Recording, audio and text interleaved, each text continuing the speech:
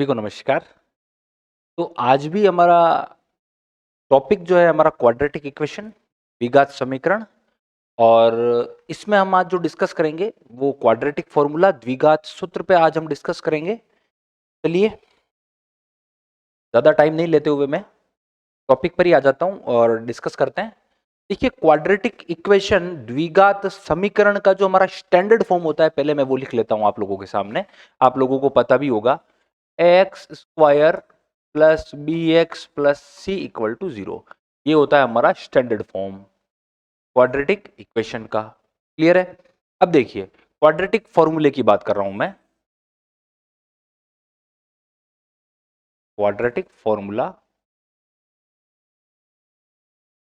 द्विघात सूत्र, द्विघात सूत्र की बात कर रहा हूं। देखिए, हमारा जो फॉर्मूला होता है x equal to minus b plus minus root b square minus 4ac और अपॉन में होता है 2a। ये है हमारा क्वाड्रेटिक फॉर्मूला, द्विघात सूत्र।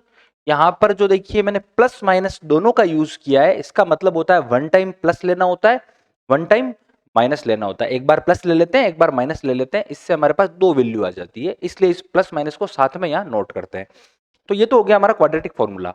अब इसकी विशेष बात क्या है? देखिए, इस फॉर्मूले में हमें मुझे और आप लोगों को क्लियर नजर आ रहा है कि यहां पर क्या है, बी की वैल्यू पुट कर सकते हैं, यहां रूट के अंदर बी भी आ जाएगा, ए की भी वैल्यू पुट हो जाएगी, सी की भी हो जाएगी और अपॉन में ए की भी हो जाएगी। मतलब तो आसानी लग रहा है हमें। क्या करना है? सिर्फ वैल्यू लेनी है, वैल्यू पुट करनी है और सॉल्यूशन निकाल लेना है। करना तो यही है, लेकिन इसमें एक समस्या यहां पर आती है हमें।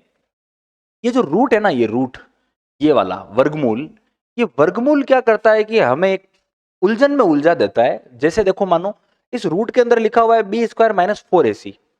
क्या इसको जब भी मैं सॉल्व करूंगा बी स्क्वायर माइनस 4ac को, तो इसका जो भी वैल्यू होगी उसके ऊपर रूट आएगा। ये तो दिख ही रहा है हमें। तो ये रूट प्रॉब्लम क्यों करता है कि देखो, जब भी रूट के अंदर कोई माइनस वाली वैल्यू आ जाती है ना, तो वो उसको हम गणित में फाइंड नहीं कर सकते हैं। वो हमारे नंबर स्केल पर कहीं पे भी आता नहीं है, रूट के अंदर माइनस वाली वैल्यू। इसको हम जब 11th 12th के लेवल में पढ़ते हैं तो उसको हम क्या करते हैं, आयोटा से डिनोट करते हैं। लेकिन यहां तो आयोटा कर नहीं सकते। तो हमें क्या करना है इस कंडीशन से? कौन सी वाली? बी स्क्वायर माइनस 4ac जो है। देखो, प्रॉब्लम किसको होगी?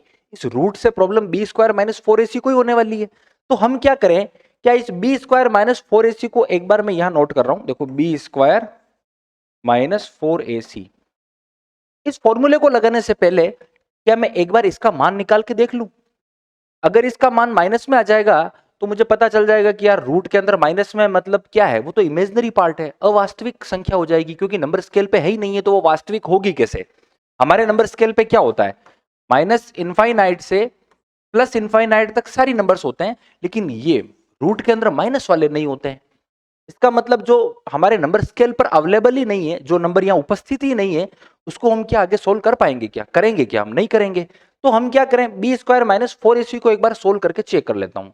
अगर रूट के अंदर माइनस आ जाता है तो हम इस क्वेश्चन को, इस फॉर्मूले को पुट नहीं करेंगे। हम क्या बोलेंगे कि real roots do not exist करके उस क्वेश्चन को हम खत्म कर देना है, हमें उसको सोल्व नहीं करना है। तो हमें बी स्क्वायर माइनस 4ac को चेक कर लेना है। अब देखो, बी स्क्वायर माइनस 4ac को जब चेक करेंगे तो तीन कंडीशन तैयार होती है। ऑफकोर्स होगी। देखो क्या होगा, मान लो मैंने बी स्क्वायर माइनस 4ac को सोल्व किया, बी की जगह बी रखा, माइनस 4, ए की जगह ए रखा, सी की जगह सी रखा, इसको सोल्व किया। डेफिनेटली कोई ना कोई वैल्यू आएगी हमारे पास। कुछ भी नंबर आया, मैंने मान लिया कि वो जो नंबर आया है वो ग्रेटर देन जीरो आया है, मतलब जो भी वैल्यू आई थी वो जीरो से बड़ी आई है। मतलब क्या हुआ, मैंने कहा था रूट के अंदर माइनस नहीं आना चाहिए, मतलब बी स्क्वायर माइनस 4ac से अगर जीरो से कोई बड़ी वैल्यू आएगी तो मतलब रूट के अंदर जो भी आएगा बड़ा नंबर आएगा। अगर बड़ा आ गया मतलब हमारे पास अब प्रॉब्लम नहीं रही है, क्योंकि माइनस वाला नहीं है मतलब प्रॉब्लम है नहीं। तो मैं क्या बोलूंगा, मेरे जो रूट्स होंगे वो क्या होंगे, रियल। चलो इसको यहां ऐसा नहीं लिखें, रियल एंड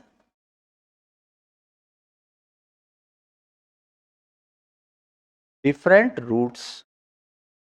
ये सिर्फ मैं भी लिख रहा हूं, आपको बताऊंगा मैंने ऐसा क्यों लिखा है। ठीक है, यहां लिख लेते हैं। हिंदी मीडियम वालों के लिए भी मैं साथ में लिख ही लेता हूं। चलो, वास्तविक व भिन्न मूल, ऐसा लिख लेते हैं, या भिन्न भिन्न मूल। क्लियर है? अब देखो यहां तो मैंने बात करी कि मानो बी स्क्वायर माइनस 4ac को मैंने सोल्व किया और वो ग्रेटर देन जीरो आ गया, जीरो से बड़ा आ गया। क्या ये जरूरी हर बार ऐसा होगा? हो सकता है बी स्क्वायर माइनस 4ac को सोल्व किया और वो तो इक्वल टू जीरो आ गया। इक्वल टू जीरो मतलब मैंने बी स्क्वायर माइनस 4ac को सोल्व किया, वो जरूरी थोड़ी रहेगा कि हर बार मुझे ग्रेटर देन ही जीरो मिले। हो सकता है वो जीरो भी तो मिल सकता है। तो अगर जीरो मिल गया तो क्या होगा? क्या रूट के अंदर जीरो वाली कंडीशन मैंने देखी क्या? जीरो तो हमारे स्केल पे होता है ना, यहाँ नंबर स्केल पे जीरो होता है, मतलब ये तो वास्तविक है, रियल होगा। तो हम क्या बोलेंगे? हमारे रूट क्या होंगे? रियल एंड इक्वल होंगे। वास्तविक व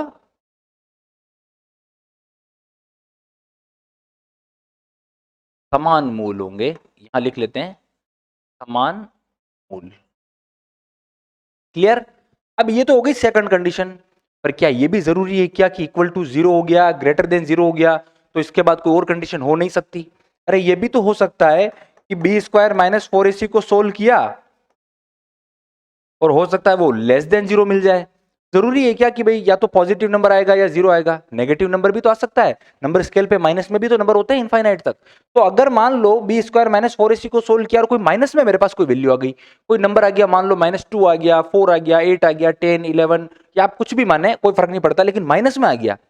अब यहां पर माइनस का नंबर आ गया मतलब रूट के अंदर माइनस आएगा, और रूट का मतलब माइनस है, मतलब वो तो हमारा इमेजनरी नंबर है, वो तो हमारे नंबर स्केल पर है ही नहीं, वास्तविक ही नहीं है वो नंबर। तो हम क्या बोलेंगे? No real roots. No real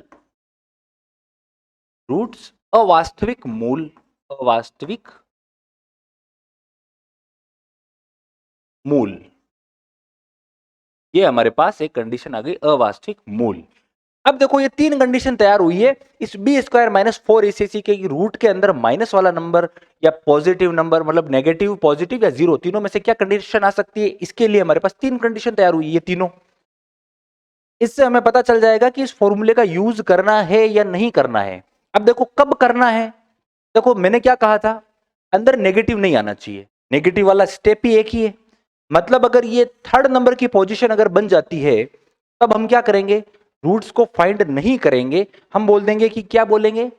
real roots do not exist, अवास्तविक मूल हैं, मूल ज्ञात नहीं कर सकते, करके क्वेश्चन को स्टॉप कर दो, फॉर्मूला पुट मत करो। लेकिन अगर इन दोनों में से कोई कंडीशन आ जाती है हमारे पास, तब देखो रियल रूट है ना, रियल है, रियल है मतलब हमें क्या करना है? रूट को निकाल लेना है। और डिफरेंट और इक्वल का क्या मतलब हुआ? इस कंडीशन में ग्रेटर देन जीरो में दो रूट आएंगे और दोनों डिफरेंट डिफरेंट रूट आएंगे, मतलब 2 and 4, 4 and 6। एग्जांपल दे रहा हूं, ऐसा नहीं है कि कोई बीच में एक का डिफरेंस रहने वाला है, कोई भी रूट ले लीजिए लेकिन दो अलग अलग रूट आएंगे। और इक्वल रूट मतलब दोनों रूट क्या होंगे? सेम रूट होंगे, 2 and 2, 3 and 3, 4 and 4, इस टाइप से एग्जाम्पल के अकॉर्डिंग बता रहा हूं मैं आपको। तो ये तीनों कंडीशन हो गई है इस फॉर्मूले से रिलेटेड। अब ये तीनों जो स्टेप है, ये जो तीनों कंडीशन है, इसको हम क्या कहते हैं? ये क्या है हमारा? ये एक प्रकार है किसका? मूलों की प्रकृति ज्ञात करने का जो प्रकार है, जो नेचर्स ऑफ रूट्स जिसे आप कहते हैं, मूलों की प्रकृति, उनको ज्ञात करने का जो तरीका है प्रकृति का, वो ये तीनों ही तरीके हैं। तो हम बोल देते हैं मूलों की प्रकृति। यहां लिख लेता हूं मैं, मूलों की प्रकृति कैसे ज्ञात करेंगे? ये तीनों टाइप हैं, नेचर ऑफ रूट्स। तो ये वाला जो कंसेप्ट है वो इन तीनों से ही बना है। हम क्या करेंगे? जो भी हमारे पास इक्वेशन दी हुई होगी, अगर हमें बोले कि आप नेचर ऑफ रूट्स चेक करो, मूलों की प्रकृति ज्ञात करो, तो हमें क्या करना है? जैसे ये इक्वेशन है, ये क्वेश्चन दिया हुआ है, बी स्क्वायर माइनस 4ac को चेक करेंगे, हमें जो भी कंडीशन मिलेगी, हमें मूलों की प्रकृति पता चल जाएगी, रूट्स का नेचर हमें पता चल जाएगा कि रियल और डिफरेंट रूट्स हैं, रियल एंड इक्वल रूट्स हैं, या फिर रियल रूट्स है ही नहीं, नो रियल रूट्स हैं। तो ये तो मूलों की प्रकृति के बारे में ये तीनों कंडीशंस हमें पता चल जाएगा। और ये फॉर्मूला लगाना है या नहीं लगाना है वो भी मूलों की प्रकृति से, रूट्स के नेचर से हमें पता चल जाएगा। तो ये तो हो गई फॉर्मूले से रिलेटेड बात। एग्जाम्पल पे आ जाते हैं, आपको छोटी मोटी चीजें और भी अगर आपके दिमाग में डाउट होगा तो एग्जाम्पल के साथ क्लियर हो जाएगा। देखिए, find the nature of the roots. पहली बात तो इसने बोला है कि फाइंड करें नेचर ऑफ रूट्स। ठीक है, हमें पहले रूट्स का नेचर फाइंड करना है। Of the following quadratic equation if the real roots, अगर रूट्स रियल है, हमें पता है 2 कंडीशन में रियल होते हैं, माइंड में रखना, अगर रियल है तो फाइंड करें। बस ये तो मैंने पहले ही कहा था कि रूट्स जो है तभी फाइंड होंगे जब वो रियल हैं, अगर इमेजिनरी हैं तो फाइंड नहीं होंगे। हाँ, इस आपकी 10th लेवल में तो ऐसा नहीं होगा, लेकिन कभी फाइंड करना भी पड़े तो रूट के अंदर माइनस वाला नंबर आ जाएगा, या फिर 31 है, जैसे मान लो -31 है, मैं आपको यहां बता दूं, मान लीजिए माइनस का 31 है, तो आप इसको इस तरीके से कर सकते हैं 31 आयोटा, ये हो सकता है, लेकिन यहां पर यूजफुल नहीं है, आपको इस चीज का प्रेशर नहीं लेना है, ये आपके लिए काम का नहीं है, ठीक है। तो देखिए हिंदी मीडियम में ये क्या लिखा हुआ है, निम्न द्विघात समीकरणों के मूलों की प्रकृति ज्ञात कीजिए। पहले तो क्या करना है, मूलों की प्रकृति ज्ञात करें।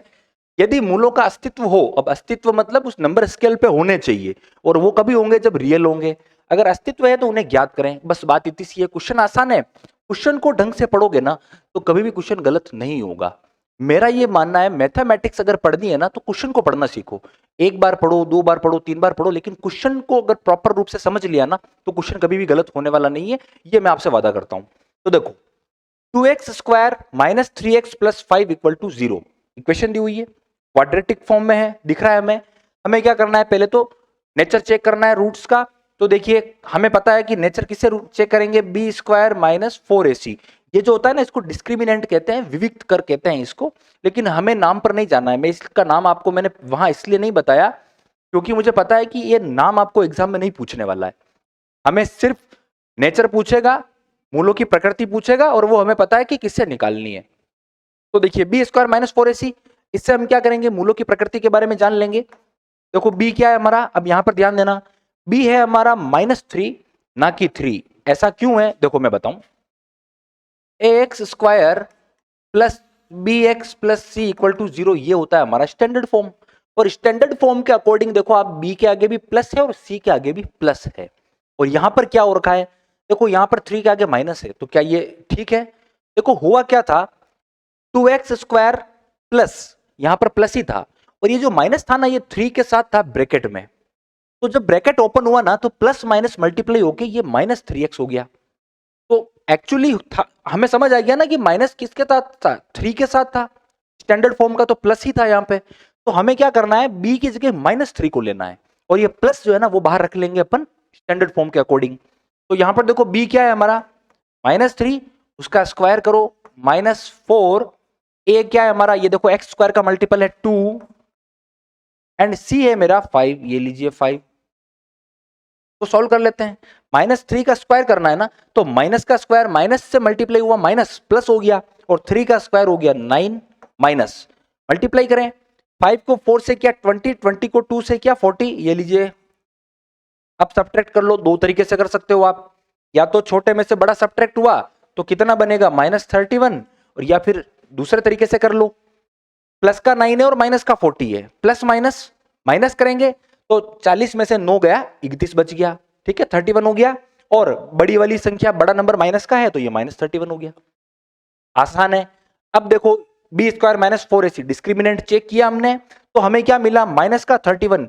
अब देखो ये तीनों में से कौन सी कंडीशन पे आ रहा है, ये तो लेस देन 0 हो रहा है ना, ये लेस देन 0 वाली कंडीशन आ गई है, मतलब क्या हुआ, ये रियल है ही नहीं, इमेजनरी पार्ट है, और इमेजनरी है तो क्या अब मुझे रूट्स निकालने हैं क्या, नहीं निकालने, अस्तित्व में है ही नहीं है तो मूल ज्ञात ही नहीं करने हमें, तो हम क्या बोलेंगे, रियल रूट्स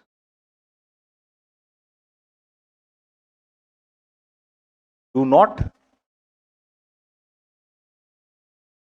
एग्जिस्ट, या फिर आप बोल दीजिए अवास्तविक मूल, एक ही बात है, अवास्तविक मूल, ये लीजिए। और हमें क्या करना है, अब इस एग्जाम्पल को, इस क्वेश्चन को आगे सोल्व नहीं करना है, आ जाइए नेक्स्ट एग्जाम्पल पे, देखिए 3x square minus 4 root 3x और प्लस 4 इक्वल टू 0, ये हमारा एग्जाम्पल है, क्वेश्चन हो गया। हमें क्या करना है, पहले तो नेचर चेक करना है रूट्स का, और अगर अगर अस्तित्व में है तो हमें क्या करना है, रूट्स को फाइंड करने हैं, रियल रूट्स है तभी फाइंड करने हैं। देखिए पहले तो क्या करें, डिस्क्रिमिनेंट चेक कर लेते हैं, बी स्क्वायर माइनस 4ac, चलो अब आपको पता चल जाएगा b क्या है हमारा, -4 रूट 3, -4 रूट 3 ये लीजिए स्क्वायर माइनस 4, ए है मेरे पास एक्स स्क्वायर का मल्टीपल 3 और सी है मेरे पास 4, ये लीजिए। अब स्क्वायर करें, माइनस का स्क्वायर तो प्लस हो जाएगा, 4 रूट 3 का स्क्वायर, तो देखो पहले तो 4 का स्क्वायर कर लो, 4 का स्क्वायर क्या हो जाएगा 16, और यहां पर ले रहा हूं मैं मल्टीप्लाई। मल्टीप्लाई क्यों ले रहा हूं, क्योंकि देखो आपको क्लियर दिख रहा है 4 और रूट 3 जो है ना ये आपस में मल्टीप्लाई में लिखे हुए हैं, तो मैंने मल्टीप्लाई ले लिया। और अब करना है रूट 3 का स्क्वायर। रूट 3 का स्क्वायर क्या होगा, देखिए हो जाता है 3। जब भी रूट 3 को रूट 3 या इस तरीके से जब रूट वाले नंबर को आप स्क्वायर करते हो तो रूट का साइन हट जाता है, वर्गमूल वर्ग हट जाता है और नंबर बच जाता है। अब ऐसा क्यों होता है, बहुत सारे लोगों को इस पर भी थोड़ा सा होगा कि यार ये कैसे हो गया, मैं आपको बताऊं। देखिए रूट 3 का मैंने किया स्क्वायर, इसका मतलब मैं इसको ऐसे लिख सकता हूं, रूट 3 को रूट 3 से मल्टीप्लाई किया। क्लियर है। अब देखो अगर रूट 3 को रूट 3 से मल्टीप्लाई किया तो मैंने इस रूट का मतलब क्या मैं इसको पावर 1/2 लिख सकता हूं, जाहिर सी बात है। रूट मतलब क्या होता है, पावर आधी हो जाती है, हाफ पावर होती है। तो क्या मैं 3 के ऊपर पावर 1/2, इस 3 के ऊपर भी पावर 1/2 कर लूं, ये भी ठीक है। ये तीनों ही चीजें सेम चल रही है अभी तक। क्या अब एक बात बताओ, यहां से बहुत सारे बच्चों को दिमाग में आंसर आ गया होगा, कैसे। देखो मैंने पढ़ा है और आप लोगों ने भी पढ़ा है, ए की पावर m इंटू ए की पावर n जब हो जाता है तो वो ए की पावर m प्लस n हो जाता है। ये तो हम जानते हैं, जब आधार समान होते हैं तो घातें जुड़ जाती है, जब हमारे बेस अगर सेम है तो पावर्स ऐड हो जाती है, ये हम जानते हैं। तो देखो आधार हमारे समान है, देखो बेस हमारा 3 है तो ये लीजिए 3, तो पावर ऐड कर लो, घाते जोड़ दो, आधा और आधा जुड़ के क्या होगा 1, और 3 की पावर 1 तो 3 होता है। तो ये वाला कंसेप्ट है, हमें इतना सब कुछ वहां फॉलो करने की जरूरत नहीं है, हमें तो सिर्फ इतना सा पता होना चाहिए, जब भी रूट वाले किसी वैल्यू का स्क्वायर करते हो ना तो रूट हट जाता है, नंबर बच जाता है, तो 3 हो गया माइनस। अब इसको मल्टीप्लाई करो, 4 को 4 से किया 16, और 16 को 3 से, यहां पर इसी तरीके से लिख रहा हूं क्योंकि हमें पता चल जाएगा दोनों सेम है। तो यहां क्या बना 48 माइनस 48, ये आ गया 0। ये हमारा बी स्क्वायर माइनस 4ac का सॉल्यूशन क्या आया है 0। अब चेक करो तीनों में से कौन सी कंडीशन बनी है, ये इक्वल टू 0 वाली बनी है, मतलब रूट रियल होंगे एंड इक्वल रूट होंगे। तो यहां पर ब्रैकेट में लिख देता हूं रियल एंड इक्वल रूट्स, ये हो गई कंडीशन। क्या अब जब रियल वाली कंडीशन आ गई है तो अब मुझे रूट्स फाइंड करने पड़ेंगे। हमारे क्वेश्चन में भी लिखा था कि अगर अस्तित्व में हो तो आप उन्हें ज्ञात करो। तो अब हमें क्या करना है, इस कंडीशन में आने के बाद हमें फॉर्मूला यूज करना है, x equal to minus b plus minus root b square minus 4ac और अपोन में आ जाएगा 2a। ये फॉर्मूला है। अब हमें वैल्यू पुट करनी है, जैसा कि मैंने आपको पहले भी बताया है, अब तो सिर्फ वैल्यू पुट करो और सॉल्यूशन निकाल लो। तो देखो x इक्वल टू माइनस, ये तो फॉर्मूले वाला है तो इसको तो यही रखो। अब b मेरे पास क्या है -4√3, तो ब्रैकेट -4√3। अब यहां पर मैंने ब्रैकेट बनाया है। अब ये छोटी छोटी चीजें मुझे नहीं लगता आपको समझाने की जरूरत होगी, लेकिन माइनस है बाहर और अंदर भी माइनस है, इसलिए मैंने ब्रैकेट बना के इसको -4√3 लिखा है, जिससे कि सब खिचड़ी ना बने, हमें पता चल जाएगा जब ब्रैकेट ओपन करेंगे तो माइनस माइनस प्लस करना है। तो थोड़ा सा सफाई के साथ काम करें, प्लस माइनस रूट। अब देखो बी स्क्वायर माइनस 4ac को फिर से यहां सोल्व करने की जरूरत है क्या, मैंने ऑलरेडी इसी क्वेश्चन में बी स्क्वायर माइनस 4ac निकाल रखा है जो 0 आया था, तो मैं क्या यहां पर डायरेक्ट ही 0 रखूंगा, अब क्यों इतनी मेहनत करूंगा फिर से। अपॉन 2 ए क्या है मेरे पास 3 है, एक्स स्क्वायर का मल्टीपल, ये लीजिए 3, यहां तक हो गया।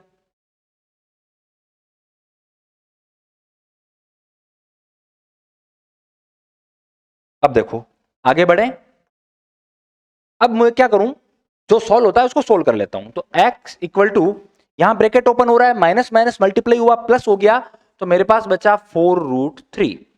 ठीक है, अब आगे बढ़ो, जीरो का जो रूट अगर लेता हूं, जीरो का वर्गमूल लेता हूं तो मुझे क्या मिलेगा, जीरो से तो जीरो ही मिलेगा, जीरो जीरो को आप स्क्वायर करो तो भी जीरो ही होता है, जीरो का वर्गमूल रूट लोगे तो भी जीरो ही होगा। इसका मतलब जीरो है यहां पर, एक तरीके से मान लीजिए यहां जीरो है। अब जीरो को भले ही मैं प्लस करूंगा तो भी वैल्यू में कोई चेंजेस नहीं आएगा, और माइनस करूंगा तो भी कोई चेंजेस नहीं आएगा। तो प्लस माइनस जीरो को तो हटा दो, लिखने की जरूरत ही नहीं है। तो 4√3 और अपॉन में क्या है, ये देखिए 3 2 जा 6, ये लीजिए 6, यहां तक हो गया। अब क्या करें, कुछ कट रहा है क्या? देखो रूट वाला तो रूट वाले से ही कटता है, तो रूट वाली वैल्यू तो एज इट इज रहेगी। 4 एंड 6 में कट सकते हैं, तो देखो ये 2 से कट जाएगा 2 टाइम, ये कटेगा 3 टाइम। यहां तक क्लियर है? अब मेरे पास बचा, देखो मैं एक स्टेप और आगे बढ़ा रहा हूं जिससे आप लोगों को प्रॉपर रूप से समझ में आए। 2√3 है और अपॉन में 3 है। अब इस √3 और 3 में कोई रिलेशन है क्या? देखो रिलेशन कैसे है, ये रहा 3, इस 3 को मैं इस तरीके से लिख सकता हूं, बात तो सेम है, और इसको मैं इस तरीके से लिख सकता हूं, वही बात है। इसका मतलब ये है कि 3 को मैं √3 इंटू √3 लिख सकता हूं, कोई चेंजेस है नहीं, क्योंकि इसका मल्टीप्लीकेशन यही होता है। तो इसका मतलब ये है कि इस 3 को मैं कैसे लिख लूं, यहां 2√3 और अपॉन में इसको भी मैं लिख लिया मैंने √3। अब देखो एक √3 से तो एक √3 कट गया, मेरे पास बचा 2√3 और ये हमारा आंसर होगा। अब आप लोगों को लगेगा कि यहां तो एक ही मूल आया है, मूल तो 2 होने चाहिए थे, क्वाड्रेटिक इक्वेशन है। लेकिन एक बात ध्यान देना, मैंने कहा था रियल है और इक्वल है। इक्वल का मतलब यह है कि जो एक रूट आया है ना, सेम यही वाला एक और दूसरा होगा, बात इतनी सी है। तो ये तो हो गया आपका सेकंड नंबर का एग्जांपल। आई होप आपको इजी भी लगा होगा और इजी है भी है ये। अब देखो एक लास्ट एग्जांपल के वाले क्वेश्चन की फॉर्म में लाया हूं, है डिस्क्रिमिनेंट से रिलेटेड ही है ये क्वेश्चन। देखो क्वेश्चन क्या है, find the value of k की वैल्यू फाइंड करो for each of the following quadratic equations so that they have 2 equal roots. निम्न प्रत्येक द्विघात समीकरण में, अब प्रत्येक का मतलब यहां तो मैं सिर्फ एक ही एग्जांपल लाया हूं, लेकिन क्वेश्चन को मैंने एज इट इज नोट किया है। द्विघात समीकरण में के का ऐसा मान ज्ञात कीजिए कि उसके 2 मूल बराबर हो। अब देखो के कहां लिखा हुआ है, ये रहा, जहां पर बी है ना वहां पर के लिखा हुआ है। चलो एक बात तो हमें पता है, उसके 2 मूल बराबर हो। अब हमें के का मान ऐसा चाहिए जिससे रिजल्ट क्या मिले कि जब उससे आप रूट निकालो ना, तो हमें दोनों बराबर मिलने चाहिए। जब मूल ज्ञात करो तो दोनों बराबर मूल हो, इस तरीके की कंडीशन में के निकालो। तो क्या हमें इस तरीके की कंडीशन पता है क्या, जिसमें 2 मूल बराबर होते हैं, इक्वल होते हैं? हमें पता है b² माइनस 4ac के इक्वल टू में जब 0 होता है ना, तो इसका मतलब क्या होता है, मूल जो होते हैं, रूट जो होते हैं वो इक्वल होते हैं। ये लीजिए, क्या अब इसी, यही तो हमारा फॉर्मूला है। अब इसी में आप वैल्यू पुट करोगे ना तो के का मान आएगा। कैसे? देखो b की जगह लिखा हुआ है के, मैंने इसीलिए पहले कहा भी था कि के कहां लिखा हुआ है, b वाली जगह पे। मतलब b का स्क्वायर मतलब क्या हो गया अपने पास, के का स्क्वायर माइनस 4, a मेरे पास है 2, x² का मल्टीपल, c है मेरे पास 3 इक्वल टू 0। अब देखो के स्क्वायर माइनस मल्टीप्लाई करो, 4 को 3 से किया 12, 12 को 2 से किया 24, ये लीजिए 24 इक्वल टू 0। अब और आगे बढ़ाइए। अब देखो यहां पर आप लोगों को भी ये चीज क्लियरली पता है, मैं आपको बता दूं, यहां पर हमारा नेक्स्ट स्टेप क्या होने वाला है, 24 है जो है माइनस का, वो राइट हैंड साइड में जाएगा। जाहिर सी बात है, हमें क्या करना है, जो हमारा वेरिएबल है उसकी वैल्यू फाइंड करनी है, तो जो भी कांस्टेंट होता है उसे क्या करते हैं, हम राइट साइड ले लेते हैं। तो यहाँ पर 24 है वो कहां जाएगा, राइट हैंड साइड में। तो देखो के स्क्वायर इक्वल टू, ये माइनस का 24 है तो इधर चला गया प्लस में। अब ये देखो के स्क्वायर का मान तो आ गया है, लेकिन क्वेश्चन में हमें के का मान चाहिए। मतलब यहाँ एक के है जो हमारा ज्यादा है, के स्क्वायर है ना, तो स्क्वायर को हटाना पड़ेगा मुझे। तो अगर स्क्वायर हटाता हूं लेफ्ट हैंड साइड से, तो राइट हैंड साइड में रूट का यूज करूंगा। क्लियर है? अब देखो यहां से मैंने स्क्वायर हटाया तो दूसरी तरफ मैंने रूट का यूज किया। अब इसको सॉल्व करना आपको आना चाहिए। इसके क्या कर ले, फैक्टर्स कर लेता हूं, और फैक्टर भी कहां कर रहा हूं मैं, गुणनखंड भी कर रहा हूं रूट के अंदर ही, जिससे हमारे लिए थोड़ा इजी हो जाए, आसानी से आपको साइड में रफ में इतना काम करने की जरूरत नहीं पड़े। देखो 24 को तोड़ो छोटे छोटे टुकड़ों में, तो देखो 2 इंटू 2 4, 4 2 जा 8। अब 8 को 2 से मल्टीप्लाई करके 16 हो जाएगा, फिर 16 को 2 से करो, 3 से करो, लेकिन कभी भी 24 तक नहीं पहुंच पाओगे। तो यहां रुको, एक बार चेक करो। चेक क्या किया, अगर सीधा 3 से मल्टीप्लाई करता हूं तो वैसे ही 24 हो रहा है, तो ये मेरा गुणनखंड हो गया, फैक्टर हो गए। अब हमें क्या करना है, मुझे रूट निकालना है, मतलब 2 2 के जोड़े, 2 2 के पेयर बनेंगे। तो देखो एक पेयर तो ये बन गया 2 का, मतलब एक 2 तो पूरा का पूरा बाहर आ गया है। ठीक है, अब एक बचा 2, एक बचा 3, दोनों अकेले हैं, पेयर बन नहीं रहा, तो दोनों ही आपस में गुणा हो जाएंगे 6, और ये हो गया हमारा 6। प्लस माइनस ले लेना है, क्योंकि जब भी रूट सॉल्व करते हैं तो प्लस माइनस दोनों का साइन आता है। ये तो है हमारा के का वैल्यू आ गया है, आंसर भी हमारा यही है। और उम्मीद करता हूं आप लोगों को अच्छी भी लगी होगी वीडियो और समझ भी आई होगी, और यह भी उम्मीद करता हूं कि आप इसी तरीके से मेरे साथ जुड़े रहेंगे, इसी तरीके से आप मेरे से जुड़े रहिए। मैं हमेशा प्रयास करूंगा आप लोगों को अच्छे से अच्छा पढ़ाऊं। प्लीज सब्सक्राइब करें, लाइक करें और मेरे से जुड़े रहें। नमस्कार।